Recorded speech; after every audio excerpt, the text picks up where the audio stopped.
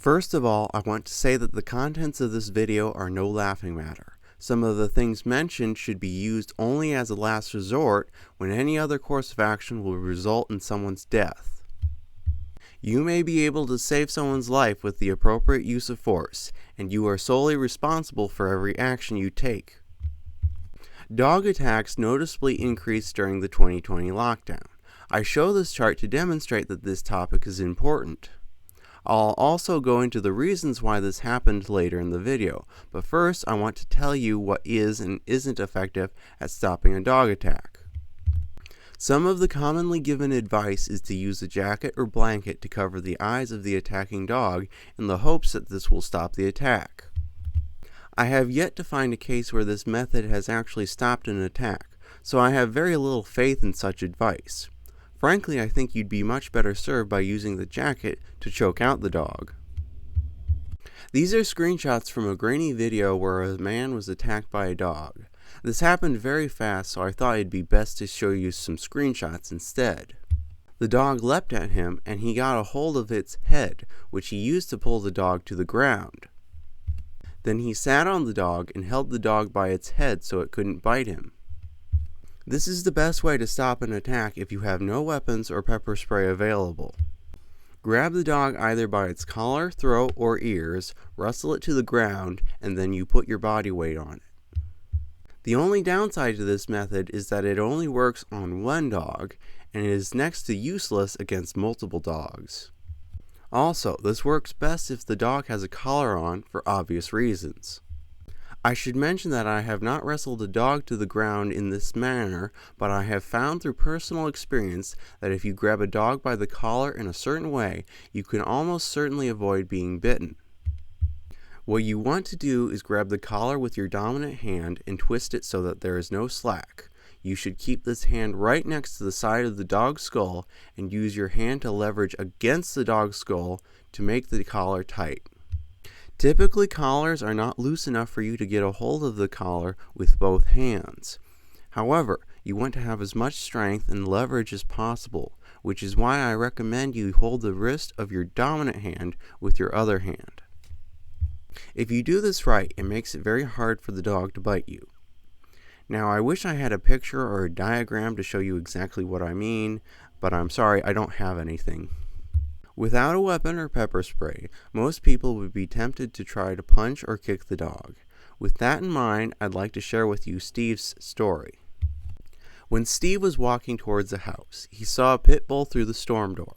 Steve then decided to turn around and walk away, but the dog broke through the door and chased him. It caught up to Steve near the back of his truck, so Steve began punching it so that it would leave him alone long enough that he could get into the truck. Then a second dog appeared, and when Steve went to punch it, the first dog bit once on Steve's arm, damaging 2 arteries. This sort of situation demonstrates a few things. First of all, punching or kicking the dog exposes your limbs. If the dog or dogs manage to bite large arteries, bleeding out before you can get help becomes a real possibility. Also, many people are not capable of breaking bones or doing serious damage with just punches. Finally, you don't know if a closed door will keep a dog from attacking. Likewise, it's possible that a dog may unexpectedly break the rope or chain that it's tethered to. Next, I want to mention that some attacks, not all, can be prevented. If the commonly given advice of avoid eye contact and stay still was actually effective, it would stop dogs that are very aggressive and those trained to attack. However, this is not the case, and the standard advice is only really effective on dogs that are not sure whether you are a threat or not. There are 3 really important things that I want to mention.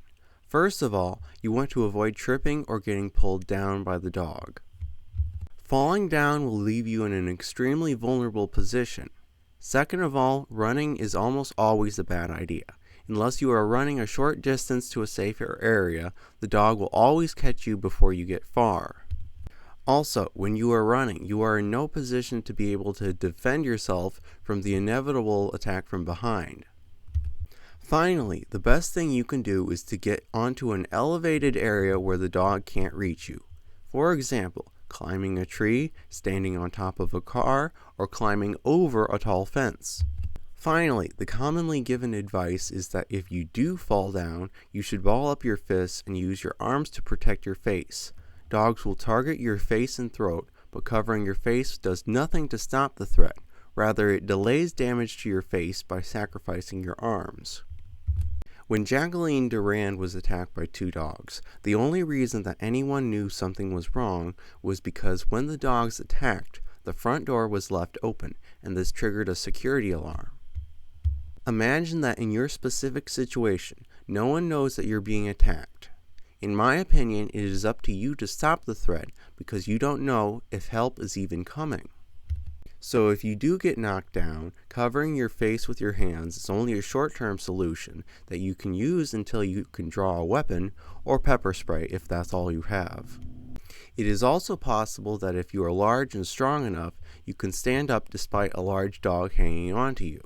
This may hurt, but it's definitely better than lying on the ground and waiting to be torn apart.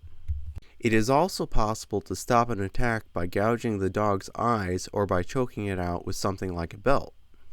One more thing, there is a chance that the owner of the attacking dog is nearby. It is possible that the owner intended to kill or harm you and told the dog to attack. Alternatively, it is possible that the owner may blame you for causing the attack and will become enraged if you defend yourself against the dog. There are situations where non-lethal force, like pepper spray, is best, and there are situations where lethal force, specifically a knife or firearm, is best. I'm not going to try to give you any legal advice. I'm going to simply state my personal beliefs. I think that if a dog is acting aggressively, pepper spray can harmlessly stop an attack before it occurs. However, if a dog is actively and seriously mauling someone, particularly if that person is either elderly or a child, a firearm or any other lethal weapon that happens to be at hand is probably the appropriate tool for stopping the attack. I say this because it is my personal opinion that innocent human life is more valuable than any vicious dog's life. I'm going to make a quick side note and say that some people believe that pepper spray is not effective on dogs. This article from the Spokane Humane Society says that pepper spray is not just ineffective, but will actually provoke an attack. The article then surprisingly suggests that the best tool for stopping a dog fight is a fire extinguisher blast. I prefer evidence over opinion, so I have the conclusions of law enforcement officers who use pepper spray, or OC, on threatening or attacking dogs. The conclusion was that pepper spray was effective nearly 100% of the time on dogs. The details of the report being that there were 20 dogs sprayed, and most of them were sprayed from a distance of 3 to 8 feet. Obviously, bear spray would be even more effective given its greater range and stronger concentration. Since previously mentioned questionable advice suggested to use a fire extinguisher, I'll take a moment to show its effectiveness or lack thereof. I found one case where a fire department decided that they should spray a non-aggressive pit bull with a fire extinguisher to get it to move away before they could put out a house fire. During none of the footage shown did the pit bull bark or act aggressively towards people at the scene. When it was sprayed in the face, it ran away a short distance. However, this blast did not physically or psychologically stop the dog from attacking. If it wanted to jump the short fence around the yard and attack someone, it could have easily done so. Now that we've got most of the dog defense tactics covered, I'd like to go into some detail about why there has been such an increase in dog bites resulting in emergency room visits. The same study that gave us the chart also gave us some speculation about why dog bites might have been increasing. I say speculation because as far as I know, there was no hard cause and effect that was studied. The only causes mentioned here that seem plausible are the increased household stress as well as the combination of unattended children and dogs. Dogs can obviously tell that you are stressed, but that in and of itself would not cause them to bite unattended children. Obviously, more people went out and bought dogs during the lockdown. However, the core of the problem is that the dogs were not getting enough training or socialization, and the owners were not educated or skilled enough to properly train their new dogs. When humans don't understand dog behavior or how to responsibly own dogs, you end up with a lot of people being bitten. The English town of Merseyside frequently sees people getting bit by dogs. A local surgeon has talked about how the problem is not the dogs, but rather the people. He mentioned that education is important, specifically educating children how to behave around dogs and educating owners how to care for their dogs. He was very clear that this is a human problem and not a dog problem. The dogs are biting because of what the humans are doing.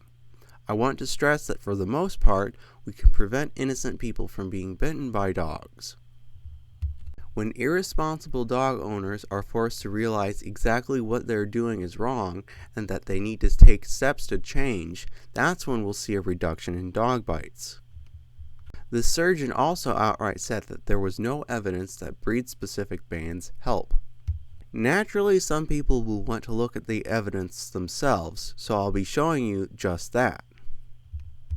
First of all, we have the so-called Dangerous Dogs Act that was passed in the UK. It was intended to legally discriminate against dogs of specific breeds with the intent to protect people. This sort of discrimination was obviously not successful because the study concluded that the law in its current form does little to protect the public. Likewise, the American Veterinary Medical Association says it has not been demonstrated that introducing a breed-specific ban will reduce the rate or severity of bite injuries. It also mentioned that responsible ownership and supervision is the key to reducing the risk of dog bites. Finally, we have a study that examined the effects of a breed-discriminating Spanish law. This study determined that the law had little effect on the amount of dog bites that happened. I would say that the evidence is pretty conclusive that such discriminatory laws are not helpful. It is much more helpful to judge a dog at the individual level by its behavior. This brings to mind the saying that the best predictor of future behavior is past behavior. Some people will inevitably take this video the wrong way and think that I don't like dogs. The truth is quite the opposite, actually. I think there are few things nicer than petting a well-behaved dog while you both relax in the grass. Finally, I think that dogs are far more predictable and far less dangerous than certain people who drive while looking at their cell phones.